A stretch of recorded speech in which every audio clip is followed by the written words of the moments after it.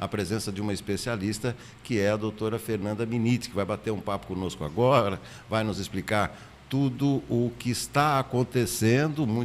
É uma área muito dinâmica, com muitas mudanças, e só uma advogada especializada para nos deixar confortavelmente bem esclarecidos sobre isso.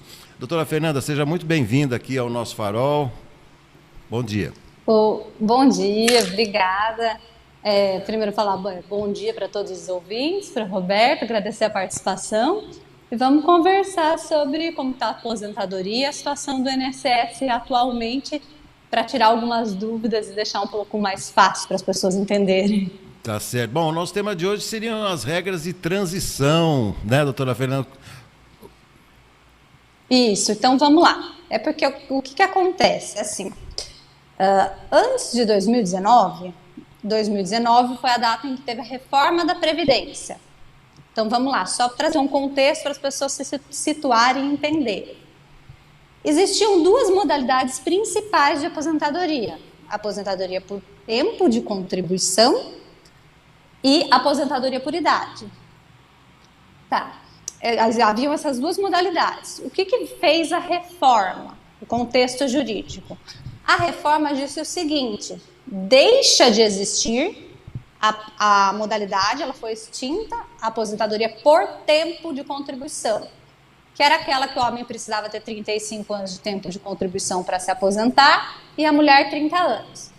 Então, depois dessa data, não existe mais no cenário jurídico. E passa a existir uma modalidade única de aposentadoria, que é a chamada aposentadoria programada, ou aposentadoria por idade, com algumas modificações. O que eu estou querendo dizer? Lá para frente, as pessoas que para o futuro forem se aposentar, só vão se aposentar através da aposentadoria por idade. Quem se aposentou antes de 2019 pode escolher por idade ou por tempo. Mas existiam pessoas que estavam próximas para se aposentar. E, para não ter uma mudança tão brusca na vida dessas pessoas, o que a lei faz? A lei trouxe 4 regras de transição para a aposentadoria por tempo e uma regra também de transição da aposentadoria por idade. Então, hoje em dia, como que uma pessoa se aposenta? Ou ela vai se aposentar depois da reforma, se enquadrando em alguma dessas 5 regras, ou essas 4 regras de transição de tempo de contribuição, ou através da regra de transição da aposentadoria por idade, ou no futuro só pela aposentadoria por idade. Cada uma dessas regras são regras de acesso. O que eu estou querendo dizer? São formas para a pessoa preencher os requisitos e obter o direito à aposentadoria. Se ela preencher a regra 1, 2, 3, 4, 5, enfim, cada uma delas tem requisitos, critérios próprios e cálculos próprios. Então, tem regra que vai ter um benefício maior, um valor maior, e tem regras que vão exigir idade, tem regra que não exige idade mínima. Aí, cada uma dessas regras, as 4 regras, tem requisitos e critérios próprios para ingressar no sistema. Eu não estou falando de cálculo. Depois que preencher os requisitos para ingressar, para solicitar a aposentadoria, aí elas também têm cálculos próprios. Então, tem regras que têm diferentes fórmulas de cálculo. Por isso que a gente faz um comparativo, uma análise para o segurado, de todas as regras de transição, para verificar qual é a que chega primeiro para ele, a mais cedo, e também qual é a que chega maior, qual o de maior valor. Porque às vezes a que vem primeiro não é a que tem o maior valor.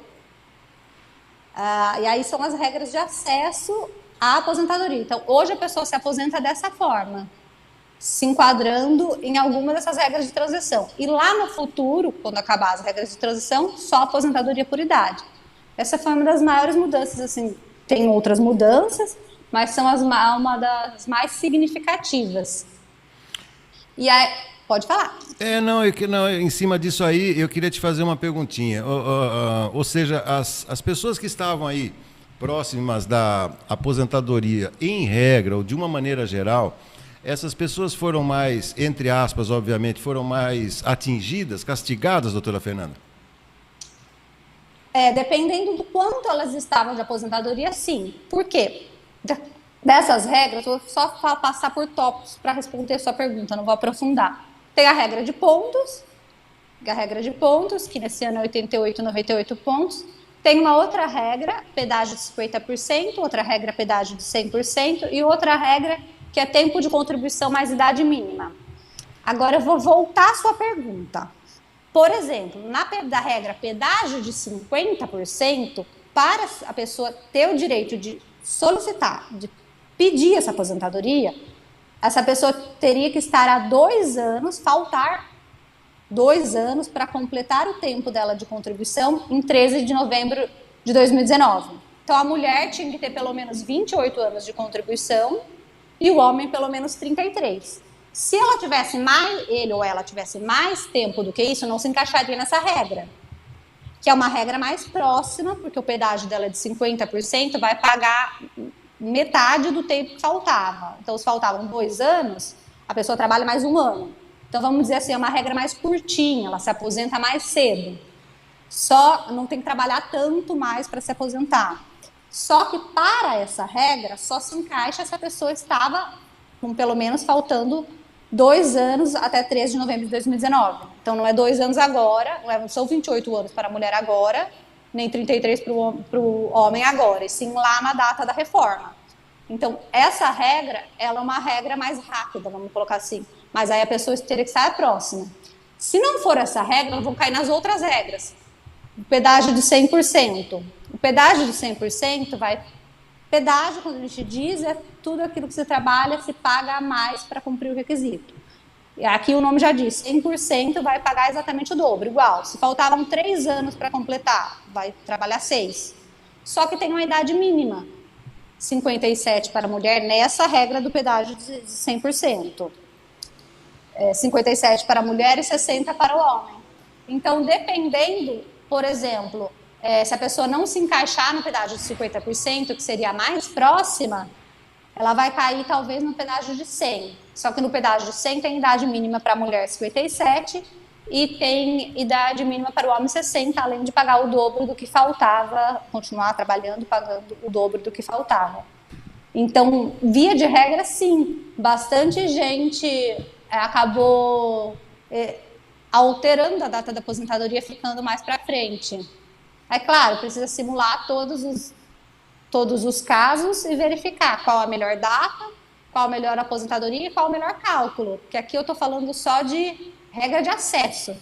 Dentro dessas regras, tem regras que têm melhor cálculo do que outras, porque a forma de cálculo delas também são diferentes. Tá certo. Então, cada caso é um caso. Doutora Fernanda, claro que teremos muitas outras oportunidades a gente bater um papo. Esses esclarecimentos são importantíssimos, até porque, meu caso também, muita gente que foi afetada na minha idade, na bica ali, e fala, não, você tem que trabalhar mais uns 4, 5, 6 anos aí, e isso causa uma enorme frustração. Porém, nada melhor do que um estudo, ou seja, a recomendação é que para essa pessoa que esteja em busca da aposentadoria, antes de dar entrada na sua papelada, só para a gente concluir, nada melhor do que uma análise profissional sobre esse caso, né, doutora? Sim, porque às vezes, por pouco tempo, ela pode obter um benefício bem maior. E dá para fazer essa simulação de todas essas regras e também a gente fala o estudo do retorno do investimento. O que é isso? O quanto a pessoa vai receber de aposentadoria até a expectativa de vida quando ela morrer. 200 mil, 300 mil, enfim. Quanto ela vai gastar até se aposentar e quanto ela vai receber. E ali dá para analisar o retorno do investimento dela de acordo com cada uma das regras. Tá certo. Para ela ter um parâmetro do o que ficaria melhor para ela, né? Lembrando que o importante é conseguir aposentadoria em vida, né, doutora? Porque também não dá, né? Trabalhar a vida inteira também não está certo. É isso aí. Com certeza.